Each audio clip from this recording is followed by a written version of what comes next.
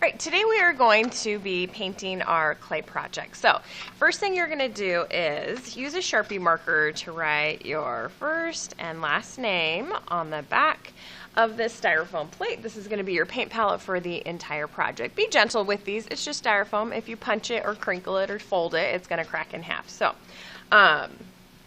then you're going to get a piece of wax paper out from that basket.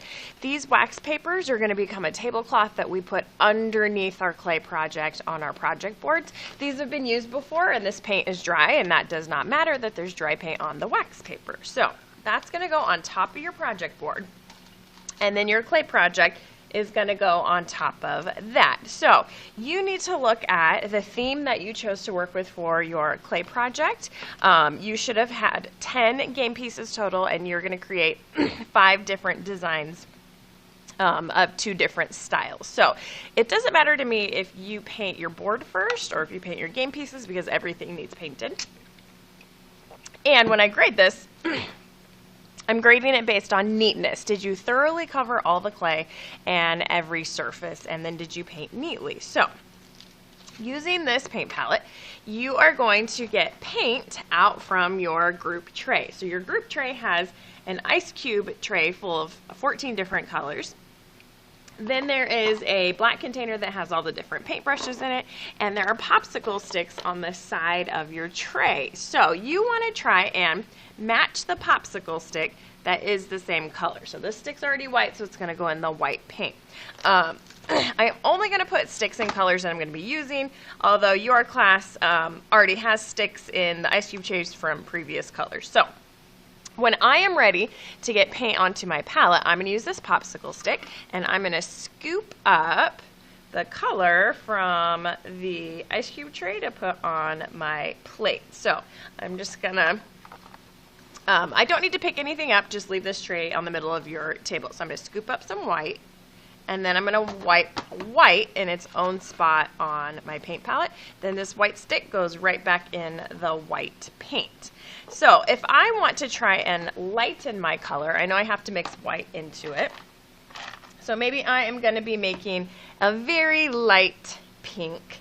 So now I'm going to get that pink paint. I'm going to scoop some up, and then I'm going to put that next to the white paint so that my sticks don't touch. Because if I wipe this on top of the white paint, well, now I just put white paint on my pink stick, and I don't want to put that back in the pink color because then that's going to contaminate it. So all I do is I take a dry paper towel and I just start wiping off the color that doesn't belong, and when I see that it's clean, now I can put that back in the color that it matches. So when I mix paint colors, I'm going to use the back end of my paintbrush to do the mixing, because I don't want paint jammed up in the metal part of my paintbrush.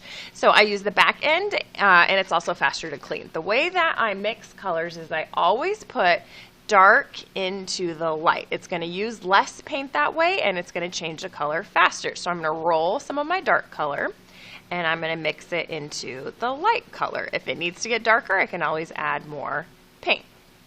Then I'm going to roll the end of my paintbrush off on the side of my plate so I'm not wasting a bunch of paint. And then I use my paper towel to just wipe off my stick. So now I'm ready to paint. I also like to always get my paintbrush wet before I use it. And I'm also checking to see that the class before me cleaned it correctly. So you're going to have a water bucket in the middle of your table that has a floating sponge. Do not pick up this bucket. Do not pick up the sponge. I'm just going to swish it, wipe it. And now I can see that that brush is clean. So now I am ready to paint. So if I need to pick up my clay pieces to paint, that's perfectly fine. I don't mind if while you're painting a little bit of paint gets on your fingers. That's not going to hurt anything because I can wash that off at the end of class. But what we do not do is on purpose cover our fingers, our hands, our arms. We are not playing in the paint. We are not finger painting, meaning I'm not dipping my fingers in the paint and just smearing it all over my game pieces. You need to learn how to use a paintbrush. Now, I might be done at this point. I can't put paint where my fingers are touching, so I'm just going to set that on my board and let that dry for about 5-10 minutes, and then I can always add more to it. So if you notice, I don't have paint over the metal part of my brush, and I'm just doing brush strokes in the same direction to start to cover my surface. So you guys are going to be painting for probably 3 to 4 class periods on this project, so you do not have to be done on the first day. Okay, then if my fingers have paint on them, I've got a paper towel where I can just use that to get the paint off instead of having to go to the sink constantly. Okay, so another thing, when you are done using that paintbrush, you need to clean that brush. So you swish it in the water, you drag it across the sponge. I don't stab the brush into the sponge, I just wipe it across the surface, and then that gets the rest of the paint out. I do not need to tap my brush on the side, I just wipe it, and there's a rag under this bucket that you could dry it off also. All right, now you also have gold paint and silver paint that can make any color become metallic. So I could use it just as it is gold or silver, or I can mix it into another color. So I am going to mix up a metallic purple. So I'm going to put some silver on my plate, and then I'm going to get some purple next to it.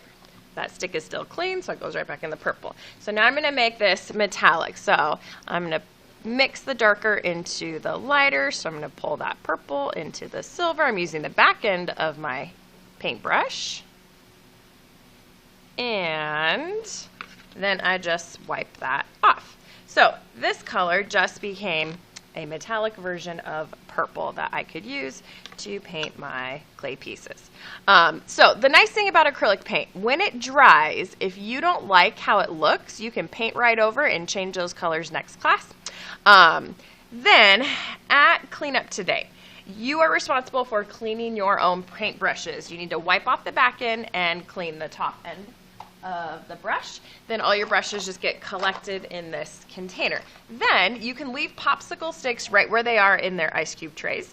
But you need to make sure that all your game pieces are on your board, or your clay board or your wooden board. Keep that wax paper underneath. Then you need to make a decision about this plate. You are not throwing this plate away. You keep this plate and you use it every single day. If you have chunky paint, like that is a lot of chunky paint, I can try and save this. So what I can do is give you a piece of tin foil, and you'll fold the tin foil over the top and try and see if that paint is still usable next class. You're going to keep this palette with your project, and you're going to carry this flat to go put back on the shelf where you made it. If you're a student who is like, I don't think I need this paint colors anymore, then what you're going to do is take your paper towel, you're just going to wipe it. It's going to look smeared and messy like this, and then you leave it like that. You don't need to use water. You're just going to leave that with your project. It will dry out overnight, and then this will be rock hard and ready for you to put fresh colors on next class period. Then I will be dismissing you a table at a time to go put projects on your shelf and to wash your hands. Please remember that this is acrylic paint, so you need to be wearing an apron. You need to roll up your long sleeves, because I cannot promise you that it will wash out of your clothes easily.